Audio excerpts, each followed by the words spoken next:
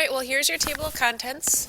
You can see today we are going to do 6.5 linear inequalities.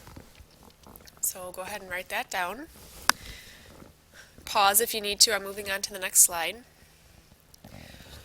So linear inequalities, let me show you what these look like. You do not have to put this in your notes. I just want you to kind of have a visual for what these are.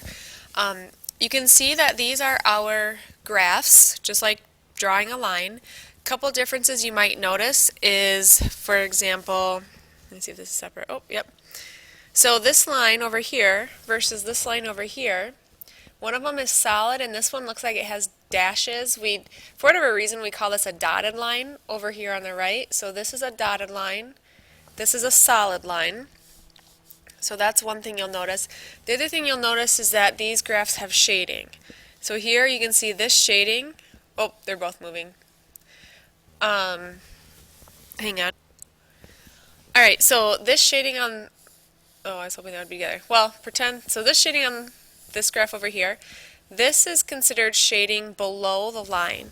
What you can tell to see if something is above or below the line is I look at the y-intercept of a graph, which is going to be right here on the y-axis, and you can see is the shading above that or is the shading below that.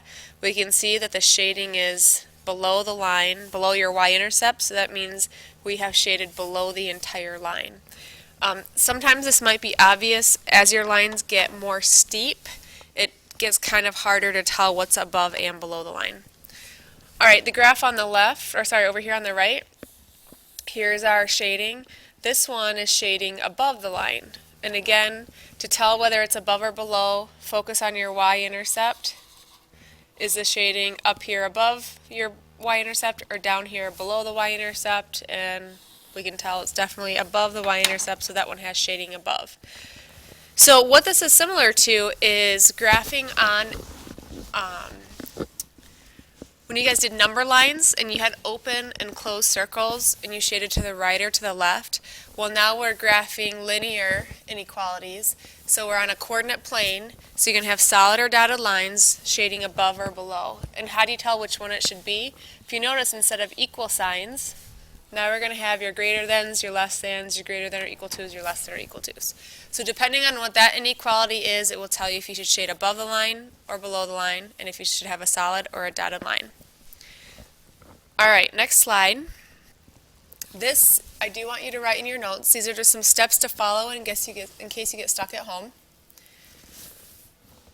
I will just put them all up here, pause to write it down.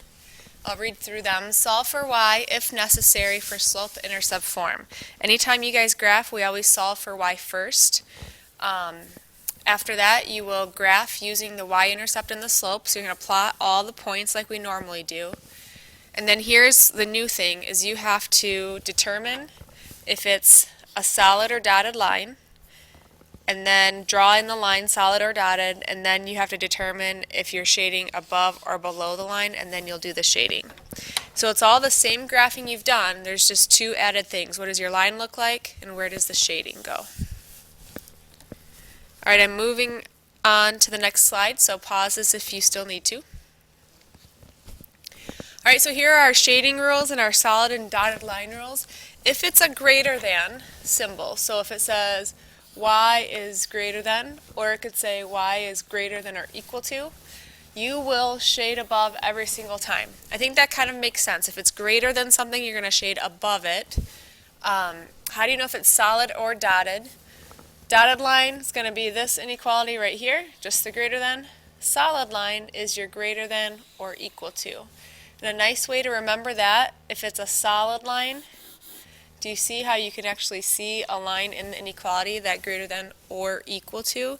So if it has the line in the inequality, draw in a solid line. Oops. Alright, your less thans, so this is saying, you know, y is less than, or y is less than or equal to, you are going to shade below every single time. Solid or dotted, same rules as above. If it's just a less than dotted line, if it's a less than with that or equal to line, that's when you draw in the solid line.